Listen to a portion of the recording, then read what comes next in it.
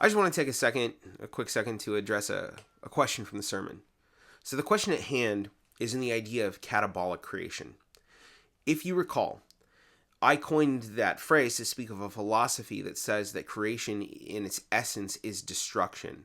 A catabolic creator is therefore one who destroys things in order to create, in their philosophy.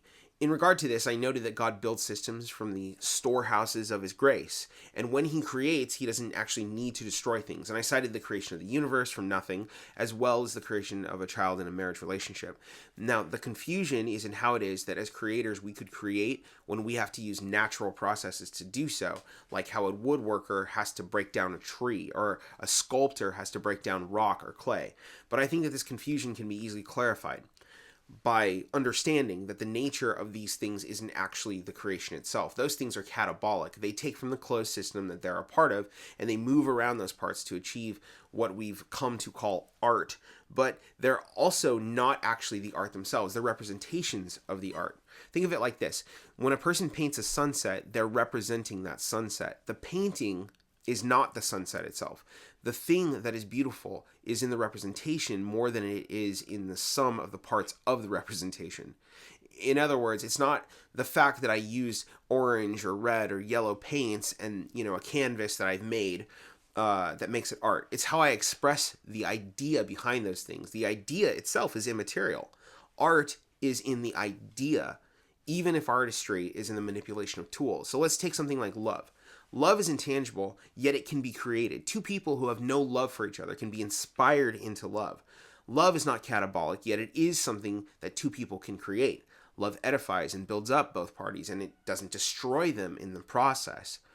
And when we're talking about being creators, we're not talking about material creation, other than to note that material creations, which speak of immaterial truths, truly represent art or the idea of beauty.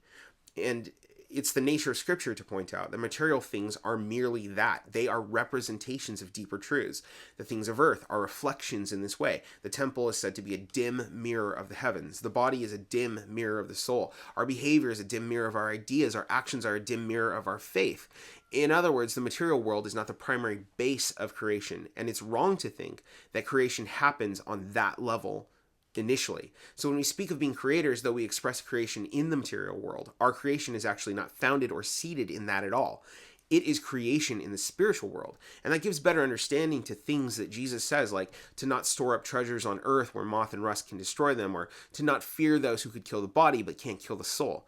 In the same vein, one could say, do not create from the material things which cannot truly express the immaterial, but create from the immaterial what elevates the material.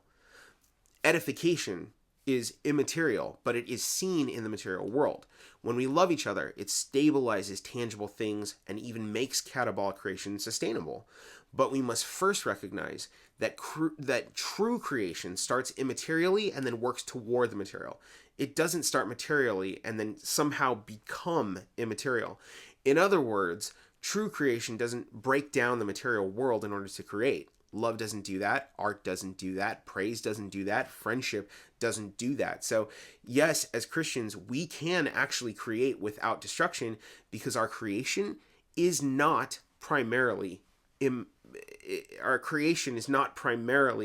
material thing. It is primarily immaterial. Hope that helps.